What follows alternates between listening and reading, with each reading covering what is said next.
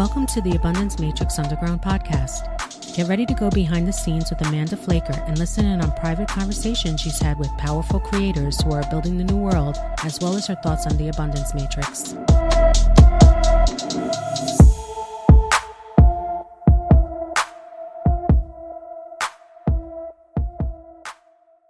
Okay, you guys, you know how much I love dropping conversations that I have with my friend Rachel Jensen, and this conversation is no exception. It's a much shorter conversation, but for those of you who've never heard any of my conversations with Rachel Jensen, Rachel is a friend and collaborator. She collaborated with me on my second version of Gen Magic, a beta test that we did teaching live.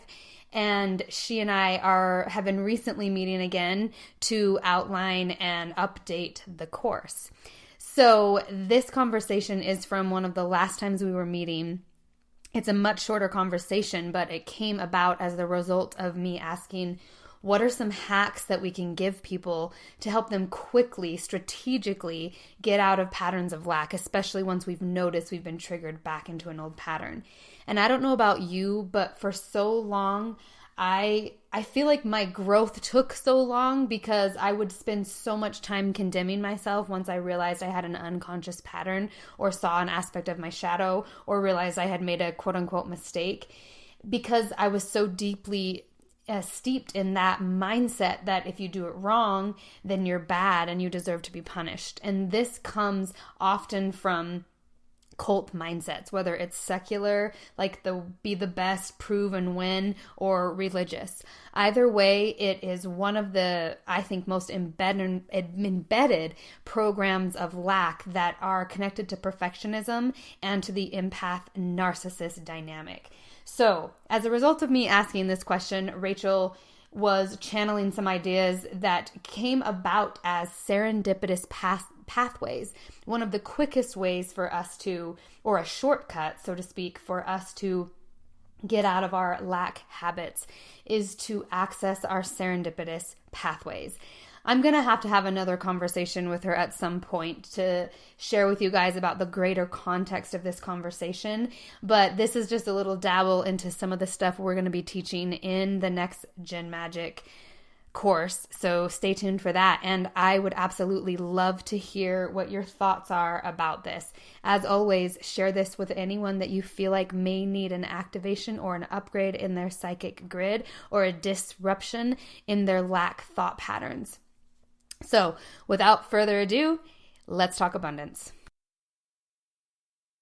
So, fault lines, for me, in my understanding, which is going to be different than yours, but we intersect, is really looking at collective conscious shadow and constructed authority.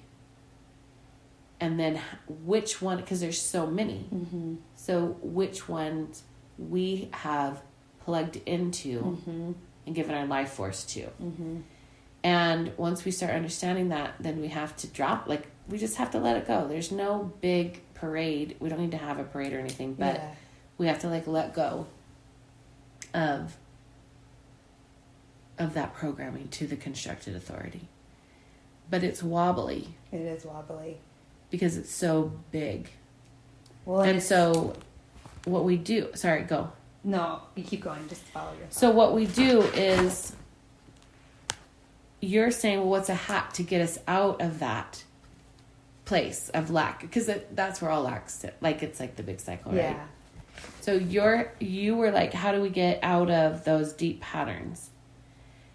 And because shadow work, you can get lost in shadow work for a really long time. So what's a hack to get to the good stuff faster?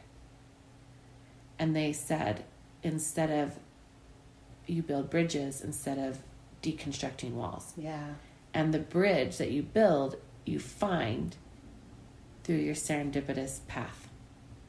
And the serendipitous path is the innate primordial resonance that you are so aligned with that you're doing it subconsciously. Yeah.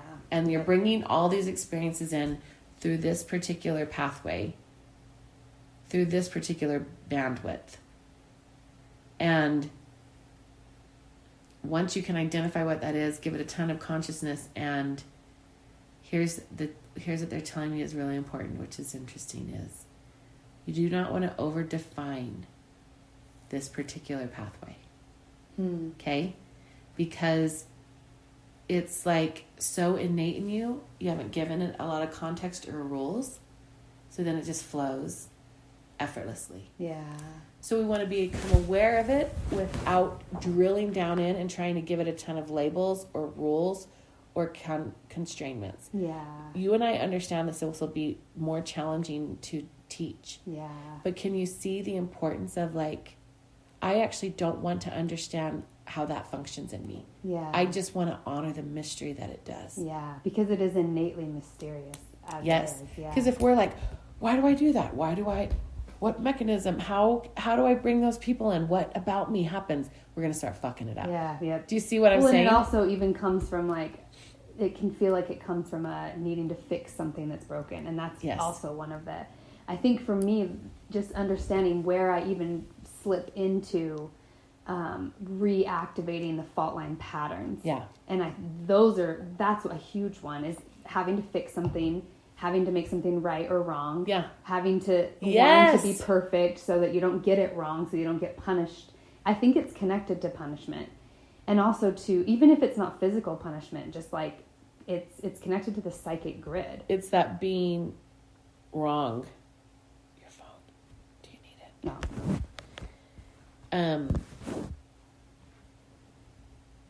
Yeah. So the hack is going after the good stuff. The good stuff. Going after the place where you serendipitously thrive. Going after the place where, and then what you use that as an anomaly. So if my serendipitous, what did you call it? Not bridge, serendipitous pathway. Serendipitous pathway is fringe portals. Yeah. And yours is VIP portals. VIP portals, and they intersect at secret societies, mystery schools also. Mystery schools. Yeah, the mysteries. Yes, the mysteries. So that's when you said going right after the good stuff, this to me is like the heart of the people who are going to... Yeah. That's our deepest urge. It just showed it. Yeah.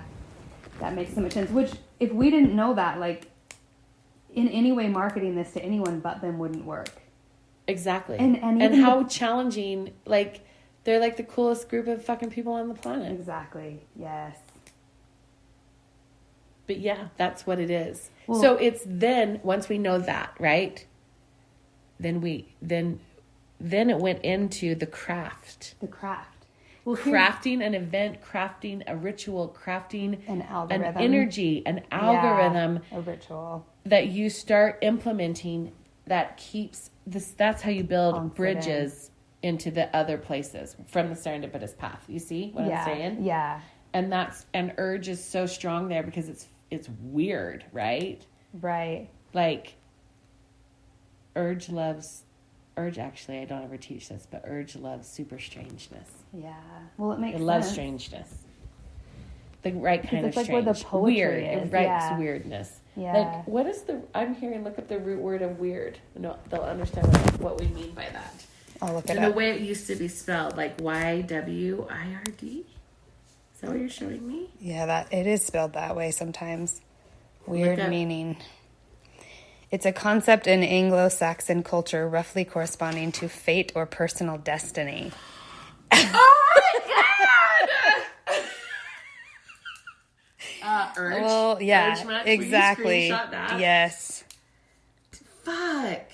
Do you see why I gotta tap into this girl? Yes. Yes. What do I do with this? How do I teach this to anybody other than someone like you who gets it? Then only teach it to people like me who get it. Okay, so that's why urge has to follow your weird. Like, okay. Connected to your personal freaking destiny. Yeah. And you know what's interesting is I can feel this layer that I'm coming through in where we're speaking, because I can feel who we're reaching. I can feel who I'm reaching. I can feel the grid of it. I can feel this fringe portal big time. And what I've realized is that the weird and the whole Christianity thing, the doing something wrong, that I told you this morning, I saw someone's post and they were talking about like false light matrices and like the darkness and demons and things like that. And I was like, it's so interesting how collective fault line, there's still that thing that goes off in me, like, am I doing something wrong? Mm-hmm. Am I wrong? Same. Which then my pattern would be to turn it all off and try to be good. Do whatever I can to be good, whatever good is. And then I start looking for outside of me, what's good? Who can tell me who's good? Where can I get validated that I'm good so that I don't have to be bad? I made that decision long ago. Well, not long ago, 2 years ago, that I would rather be whole than good, as Carl Jung. Yeah. It's my favorite Carl Jung quote. I love it. I would rather be whole than good. I'm done being good. Yep. I can fully admit to everybody that I'm not all that good. I have fucked up a lot. Yeah. Well, and I have a really intense, dark human side to me that I actually really like. Yeah. And most likely that's going to put me in circumstances and situations that make other people super uncomfortable. Yep. And I'm sorry. You should know that up front about me. Yeah. And treat me accordingly. Yeah. Because I'm not good. Exactly. But I've never in my whole life been more whole. Mm-hmm. And been more powerful in that wholeness. So I would always rather choose to be whole than good. Yeah, I love that. I'm kind of blown away by just this whole thing. The peel of this off, like that even false. I almost feel like there's this whole false storyline or what did you call it? False authority. That's getting stripped off the planet as a whole right now. It's not just on our individual fault lines. Like everyone's individual personal fault lines, they're coming up against their own. Who's my authority? What am I giving authority to? What has authority over me? Yeah, and looking so deeply at it. Yeah. We've never had a better time than now. Yeah. To look at it. It's powerful. People are getting really clear about it anyway, at least. I think probably more than ever. The ones who are looking. More than ever. It's really fascinating. Yeah. And more than ever, you've got to be in possession of your own Jen. Yeah, it's true. Well, so because someone else will take it. I know, and it's happened gladly. Over and over. Yep. Damn. And then it's like you feel like, why am I all of a sudden a slave to my own life? Yeah. You know, it's interesting. And it's not even the life that you want. Yep. It's a life that someone else told you had to have, or you were bad. And then the worst part is looking back and realize I made everyone. I said yes there and yes there and yes there and yes there and yes there. Like how many times I abandoned myself in the past. Well, that's the show right here is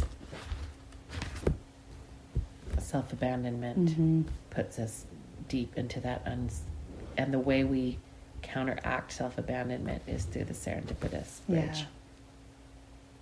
And then once the serendipitous bridge, once we can identify that, we have to do something physical. Okay, in the craft. So this here, the craft part, feels to me like this is the anchoring in a ritual that gets us out of black. Exactly. That gets us out of those patterns, even like on a circulatory level. Yeah. So I just barely started experimenting with the 369. Have you ever heard of the Nikola Tesla's 369 method?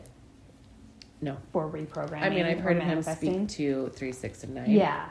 Oh, is that where you write? Okay. Where you write it like, basically, it's just in the morning you write whatever your affirmation is. And I think this can be whatever you're anchoring in. Like, I almost feel like feeling into who is the us, who am I when I'm fully in control of my Jen, when I'm sovereign, when I'm in my sovereignty, who is that being? And anchoring in like whatever in our affirmation that we write down, that being, like who, that declaration of who that being is, who that person is.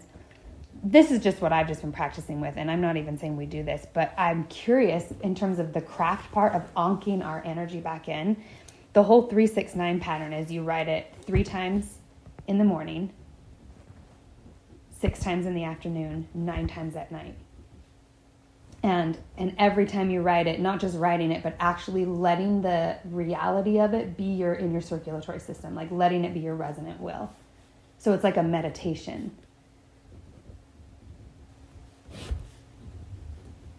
Okay. And then you do it for 33 days. So you commit to the 369 method for 33 days with whatever the affirmation is that you're anchoring in your new resonance. And then so 33 days, it's apparently just his magic formula number. But when I was tuning into this, and I just started doing it yesterday, but so today's only my second day, but that is what I was shown is that's a new algorithm. That's a way of it literally unking in a new algorithm in your electromagnetic field that folds in on itself. Okay, so this is more effective. It's good. How you read about it was from a different person, wasn't it? You didn't. Okay. Yeah, that wasn't from me. They gave you the watered down version, which is great. Actually, this is actually a formula for astral priming, and that makes sense. Yeah. That makes total sense. I'm laughing at me for a minute. Okay, so this, because you're asking about shortcuts, which genius, thank you for thinking of that, because that's so much more fun. Yeah, exactly. Here's the hack. Here's the shortcut. They don't want to call it a hack because hack implies half-assedness. Yeah. Shortcut implies mastery and wisdom. Mm-hmm. Of course it does. I like that. Oh, that was some wizard who said that. Yeah, Did you feel that? Totally. Okay, so what you do is when you understand your declaration, you understand the deep nuance, the deepest nuance of the serendipitous path, okay? So what they mean by that is this, your serendipitous path is fringe gatherings. Mm-hmm. Distill that into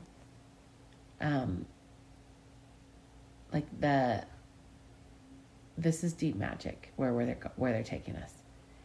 If you look at the experience of your fringe encounters, can you distill that into an emotion? Yeah. Okay? If you can distill that into an emotion and give it words, is a spell. Yes, okay? Yes. As you distill that energy into a spell, then you craft it into being. Yes. And as you craft it into being, it's the act of it that really supercharges the power of this. That makes sense. Does this make sense? So yeah, I want to remember this because it's really I can't even see your face. They're showing it's so many pictures they're showing me. Well, this is tripping me out because when I did this yesterday, I was up in the mountains. I had my feet literally planted in the river. I had written my morning ones, the 3. So I had written an affirmation.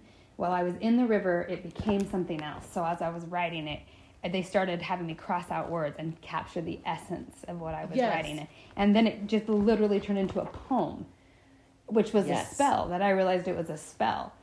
So literally what you're talking about, they already did. And so I wrote down the spell.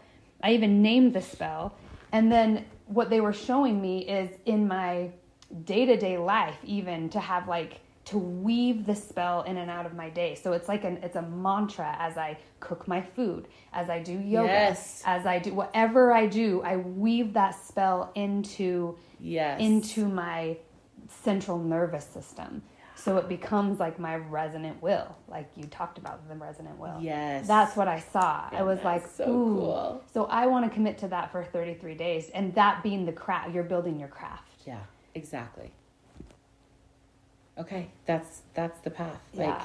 I don't know how the fuck we're going to teach that. I don't either. Because you have to have a deep level of understanding of a lot of things. Yeah. Like art, poetic essence, as Emily used to talk about. Well, if you think about, again, thinking about who we're talking to. Yeah. Because the people who are going to be interested in Jen aren't brand new to magic. A lot of them aren't at all. True. Even for them to be attracted to the name Jen Magic, most likely probably they've already dabbled in magic, if not maybe more proficient than we are when it comes to understanding the ins and outs of it. I'm realizing a lot of people who follow me are really smart and really, really into their field and usually practitioners of it, not just people who are experimenting. There's that too. But the people who are interested in the more esoteric stuff that I teach are, I'm realizing, a lot more advanced than I realize. And I keep hearing, speak to your people. Okay. Not to like the 12-year-old level, you know, which No. is fine. I mean, that's just a different audience. It is. But I don't think this is I'm that. not, like, Although I think there's such a simplified version of Jen that it is for. I think anyone who took it probably could get the simplest version and the most complicated version.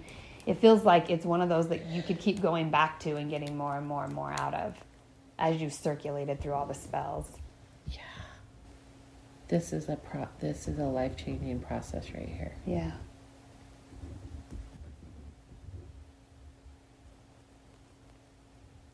And think of how crafty you could still get with it, even in your Book of Shadows. Like, Oh, you'd have to. You- This is fucking magic. yeah. How am I going to remember this? I'm so worried I'm not going to remember. Well, I have, because I did the process and it turned into a spell. I already know it because I already did it. Will you help me do this? Yeah. I think that I know I'm a weaver.